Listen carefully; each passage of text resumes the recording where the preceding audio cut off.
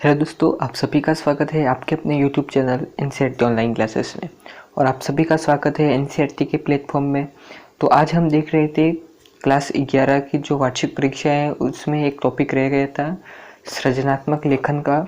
तो वो ये टॉपिक है जो आपका 4 नंबर का मार्क्स प्रिपेयर यहाँ से करता है। 4 नंबर के ये जो मार्क्स है ये आपके यहाँ से कंप्लीट होने वाले। तो वीडियो को अंत तक देखना है। जिसने अभी तक चैनल को सब्सक्राइब नहीं किया चैनल को सब्सक्राइब कर लेना है, जिससे आने वाली जो अन्य वीडियो की नोटिफिकेशन है वो सबसे पहले आप तक पहुंच जाए। तो ये जो है वो आपको डायरी लेखन है, जो 4 नंबर का आपका टॉपिक है। और ये डायरी लेखन है जिसमें आपको जो 4-6-7 जो क्वेश्चन है मोस्ट इम्पोर्टेंट, इसमें ये पूरा टॉपिक आपका कवर होने वाला है। और इसमें से ये अधिकतर क्वेश्चन आपको देखने के मिल जाएंगे। 2 नंबर के मार्क्स, ये जो 4 नंबर का टॉपिक है इसमें 2 नंबर का ये और 2 नंबर का दो प्रश्न बन सकते हैं 4 नंबर। तो इस तरह आपका ये डायरी लेखन का जो टॉपिक है ये इस वीडियो में कंप्लीट होने वाला है। तो डायरी लेखन को देखते हैं, वीडियो को स्टार्ट करते हैं। तो डायरी लेखन क्या है? पहला प्रश्न है कि डायरी लेखन क्या है। तो देखते हैं डायरी लेखन आखिरकार है क्या। जो डायरी लेखन में लिखे गए प्रतिदिन के ब्यौरे को डायरी लेखन कहा जाता है। कि अपना जो दैनिक दिनचर्या है, प्रतिदिन के जो दैनिक दिनचर्या है उसमें एक डायरी में लिखा जाता है, तो उसको ही डायरी लेखन कहते हैं। जो दैनिक दिनचर्या में घटित जो घटना है या जो वर्ष आपकी जो घटित घटना है या किसी उत्साह या मनोरंजन के लिए आदि के लिए जो दिन भर की जो होती है और जो लिखी जाती है दिनचर्या के बारे में, इसको ही एक डायरी के रूप में लिखा जाता है। तो डायरी के पन्नों पर लिखा जाता है, तो इसे ही डायरी लेखन कहा जाता है। तो यही व्यक्ति के द्वारा स्वयं लिखा जाने वाला भी साहित्य होता है। यह कोई एक दिन की घटना नहीं अपितु वर्ष भर की प्रक्रिया होती है। इसके माध्यम से व्यक्ति स्वयं का साक्षात्कार कर सकता है। कि ये है आपकी डायरी। डायरी किसे कहते हैं? तो एक प्रतिदिन ब्यौरे को डायरी का प्रतिदिन लिखने वाले को डायरी कहा जाता है। जो व्यक्ति स्वयं के द्वारा लिखा जाने वाला साहित्य होता है, जो एक दिन की घटना नहीं अपितु वर्ष भर की प्रक्रिया होती है। यह क्वेश्चन इंपॉर्टेंट है। डायरी लेखन क्या है? डायरी हमारा किससे साक्षात्कार कराती है? तो डायरी साक्षात्कार जो होती है वो खुद से कराती है, जिसमें 365 जो दिन होते हैं एक वर्ष में घटनाओं और स्थिति का स्वयं वर्णन किया जाता है। इसके द्वारा हम जो है वो स्वयं को जान सकते हैं इस डायरी लेखन के द्वारा, अर्थात अपना खुद का जो साक्षात्कार है वो कर सकते हैं। तो ये है डायरी लेखन की साक्षात्कार। इसके बाद तीसरा क्वेश्चन है डायरी लेखन की भाषा शैली कैसी होनी चाहिए। तो डायरी लेखन की जो भाषा शैली होनी चाहिए वो आम बोलचाल की होनी चाहिए, स्वाभाविक होनी चाहिए। जो उन्हीं भाषाओं का जो आपको उपयोग करना चाहिए जो प्रतिदिन आपके डेली रूटीन में उपयोग में आते हो। और इसमें क्विक भाषा और सांस्कृतिक भाषा की बोझिल जान पड़ेगी। तो ऐसी आपकी भाषा का प्रयोग करना चाहिए। इसके बाद डायरी किस समय लिखनी चाहिए। तो डायरी आपकी जो दैनिक दिनचर्या को पूरा कंप्लीट आपको लिखना पड़ेगा इसमें। तो आपको रात्रि में इसको दिनचर्या में लिखनी पड़ेगी। तो डायरी लेखन करते समय लेखन को स्वतंत्र अकेले रहना चाहिए। अधिकतर उचित समय रात्रि का होता है, जब पूरे दिन की घटना खुले मन में एकांत में लिखा जा सकता है। उस समय वह अपने अनुभव स्पष्टता से व्यक्त कर सकता है। डायरी लिखते समय किन किन बातों का ध्यान रखना चाहिए या डायरी लेखन के नियम कौन कौन से हैं।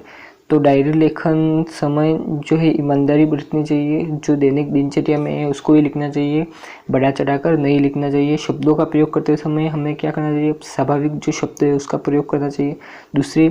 दूसरा क्या है इसमें कि लेखन कार्य करते समय एकांत खुले मन के साथ होना चाहिए। दिनांक आदि अपने साथ से ही लिखना चाहिए। दिनांक को अपने हाथों से ही लिखना चाहिए। इसके द्वारा लेखन कार्य करते समय एकांत खुले में रहना चाहिए। ये एक पॉइंट हो गया। ये दूसरा पॉइंट हो गया। और शब्दों का स्वाभाविक प्रयोग करना चाहिए, तीसरा पॉइंट हो गया। डायरी लिखते समय ईमानदारी बरतनी चाहिए। तो ये आपके 4 पॉइंट हो गए। और यहाँ पर मोस्ट इम्पोर्टेंट क्वेश्चन आ जाता है, टिक लगा देना है। यहाँ से आपका क्वेश्चन आ सकता है, इम्पोर्टेंट क्वेश्चन है। यहाँ से क्या पूछा है? 2 नंबर में पूछ सकता है किन्हीं 5 प्रसिद्ध डायरियों और उनके लेखकों के नाम बताइए। तो हरिघाटी डॉक्टर रघुवंश जो है, पैरों में पंख बांधकर Ramkrishna Benipuri, the diary of the young girl Anne Frank, ये मोस्ट इम्पोर्टेंट है। The diary of the young girl किसके द्वारा लिखी गई ये डायरी है, तो किसके द्वारा लिखी गई है, एनी फ्रैंक द्वारा लिखी गई है। एक साहित्य की डायरी, गजानन माधव मुक्तिबोध।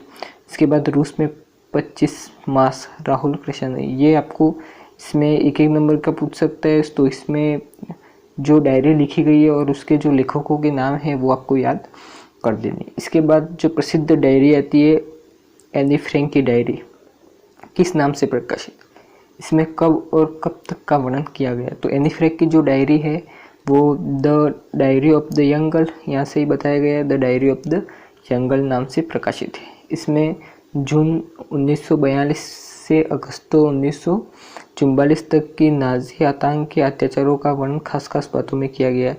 किसका वर्णन किया गया है, तो नाजी जो आतंक के अत्याचारों का वर्णन किया गया। मोस्ट इंपोर्टेंट यहाँ से क्वेश्चन बन जाता है, नाजी आतंक के अत्याचारों का क्या किया गया, वर्णन किया गया। एनी फ्रैंक की मूल डायरी किस भाषा में लिखी गई, डायरी की प्रसिद्ध का मुख्य कारण क्या। जो एनी फ्रैंक की ये जो प्रसिद्ध डायरी है, ये प्रसिद्ध डायरी है, इसकी मूल भाषा कौन सी है, तो इसकी मूल भाषा है डच है। और इसकी प्रसिद्धि का कारण क्या है, तो 1947 में मूलतः डच में लिखी गई यह डायरी अंग्रेजी में the diary of the young girl के नाम से प्रकाशित हुई है। इसकी प्रसिद्धि का कारण 60 लाख लोगों की तरफ से बोलने वाली एक आवाज़ है, एक ऐसी आवाज़ जो किसी संत या कवि की नहीं बल्कि एक साधारण लड़की की है, इसलिए ये डायरी प्रसिद्ध है।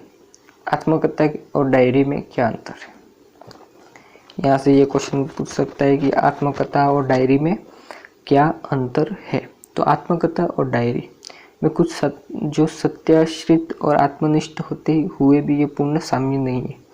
ये क्या होता है, सत्याश्रित और आत्मनिष्ठ होते हैं हुए भी ये पूर्ण मेल नहीं खाते, क्योंकि आत्मकथा अपने विचार भी इसमें ही व्यक्त करना और डायरी जो है वो भी अलग है। तो डायरी जो है वो कालानुक्रम होती है, आत्मकथा नहीं। जो डायरी होती है वो जो काल अनुसार होती है, काल के जो क्रमानुसार होती है। डायरी में अनेक सभी तथ्यों को तुरंत ही अंकित कर लेता है, जबकि जो आत्मकथा है वो जीवन का थोड़ा बहुत अंश तो अवश्य ही समझजन्य होता है। तो डायरी में सदैव ताज़ा अनुभव निबित होते हैं, डायरी में ताज़ा अनुभव छाटे जाते हैं, जबकि जो आत्मकथा में ताज़ा अनुभव को रचनाकार तक हुए सभी अनुभव को प्रस्तुत किया जाता है। तो ये डायरी और आत्मकथा और डायरी में अंतर है। इसके बाद 10वां क्वेश्चन है कि डायरी लेखन विद्यार्थियों के लिए कैसे उपयोगी, मोस्ट इम्पोर्टेंट क्वेश्चन है। तो डायरी लेखन विद्यार्थी को कैसे उपयोग है, तो विशेष उपयोगी है। इसमें छात्रों में चिंतन मनन और स्वयं को परखने की क्षमता भी विकसित होती है, और उनमें जो आत्मविभक्ति की क्षमता का विस्तार होता है। किसका विस्तार होता है, आत्मविभक्ति का विस्तार होता है। यह चरित्र निर्माण को भी सहायक होती है, चरित्र का निर्माण में सहायक होती है, और विद्यार्थियों को मार्गदर्शन भी देती है। तो किस प्रकार उपयोगी है, तो ये आपको देख लेना है कि डायरी लेखन विद्यार्थियों के लिए विशेष उपयोगी है। इसमें छात्रों चिंतन मनन को स्वयं को परखने की क्षमता मिलती है, उनके लिए उनका जो क्षमता है वो उसका विस्तार होता है, चरित्र निर्माण का सहायक होती है, और विद्यार्थी को मार्गदर्शन भी कराती है। डायरी लेखन का जो मुख्य उद्देश्य वो क्या है, तो डायरी लेखन का जो उद्देश्य है, व्यक्ति को जो बात दूसरों को समझा पाने अथवा व्यक्त कर पाते में असमर्थ होता है, उससे वह डायरी में लिख देता है। कि व्यक्ति की जो बातें हैं वो दूसरों को समझ जा पाने और व्यक्त करने में असमर्थ होता है, तो वो क्या करते हैं, डायरी में लिख सकता है, उसे डायरी लिख लेता है। तो डायरी सही अर्थ में एक सच्चे मित्र की तरह होती है, जिसे हम कुछ बता सकते हैं, और इसमें प्रतिदिन की जो घटनाओं को लिखकर यह यादगार बना देती है। तो इसका ये मुख्य उद्देश्य होता है। ये आपके क्वेश्चन आने की संभावना नहीं है यहाँ से। इसके बाद डायरी क्यों लिखी जाती है, मोस्ट इम्पोर्टेंट क्वेश्चन 13वां, डायरी क्यों लिखी जाती है।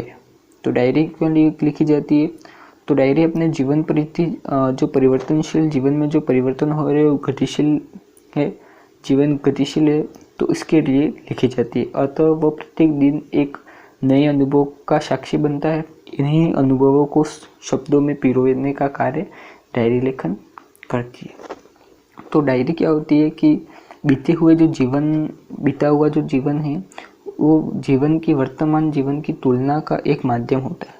क्या होता है कि जीवन की वर्तमान जीवन से तुलना करने का माध्यम होता है। ये हमें बताती है कि कितना परिवर्तन हुआ है। तो डायरी से हम पता लगा सकते हैं कि आज का जो जीवन है और पहले का जीवन डायरी के अनुभव से हम अनुभव लगा सकते हैं। अतः व्यक्ति अपने जीवन में घटित घटनाओं को विस्तृत से बचाने के लिए तो उसे भावी जीवन में आधारशिला बनाने के लिए डायरी लिखता है। तो डायरी क्यों लिखी जाती है? तो इस रूप में लिखी जाती है। डायरी निजी वस्तु है यह मानकर क्यों लिखना चाहिए? डायरी निजी वस्तु है और यह मानकर ही उसे लिखना चाहिए कि वह व्यक्ति की ये जो व्यक्ति है व्यक्ति के द्वारा पढ़ी नहीं जाएगी। कि डायरी निजी वस्तु है यह मानकर ही उसे लिखा जाता है कि वह किसी और के द्वारा पढ़ी नहीं जाएगी। अगर आप किसी और को पढ़वाने की बात सोचकर डायरी लिखते हैं तो उसका आपका लिखने की शैली, विषय वस्तु के चयन और जो बातें होती है वो बेबाकापन पर पूरा असर पड़ेगा। जो बेबाकापन का जो पूरा असर आपको पर पड़ेगा। इसलिए यह मानते हुए डायरी लिखिए कि उसका पाठक आपके अलावा कोई और नहीं। इसका जो पाठक है वो आपके अलावा कोई और नहीं है। ये क्वेश्चन आपका बनने के चांसेस नहीं है। तो डायरी एक व्यक्तिगत दस्तावेज है। कैसे? मोस्ट इम्पोर्टेंट क्वेश्चन है, हर बार आया है कि डायरी एक व्यक्तिगत दस्तावेज है। कैसे? तो जिसमें हम जीवन के विशेष क्षणों को, कथित अनुभव, विचारों को, मूल्यांकन आदि का वितरण लिखते हैं। इसके बाद हस्ताक्षर करते हैं और गोपनीय होती है। तो डायरी एक व्यक्तिगत दस्तावेज होती है। तो इस तरह जो डायरी लेखन का ये 4 नंबर का टॉपिक है वो हमारा यहाँ से कंप्लीट हो गया। तो आशा करते हूँ कि आपको ये डायरी लेखन का जो 4 मार्क्स का जो ये कंप्लीट हो गया होगा। तो आपको जो मोस्ट इम्पोर्टेंट क्वेश्चन बताए इसको पढ़ लेना है। और क्लास 12वीं की जो न्यू सेशन की क्लास है वो 1 मई से चालू होने वाली है। तो सभी को चैनल को सब्सक्राइब कर लेना है। तो आपको जो न्यू कंटेंट है वो इसी चैनल पर मिलता रहेगा। और बेल आइकन को जो घंटी है उसको प्रेस कर लेना है। तो आपको वीडियो को जो नोटिफिकेशन है वो आपको सबसे पहले मिलने वाली है। तो आज के वीडियो में बस इतना ही। वीडियो अच्छा लगा वीडियो को लाइक, चैनल को सब्सक्राइब कर लेना है। Thank you.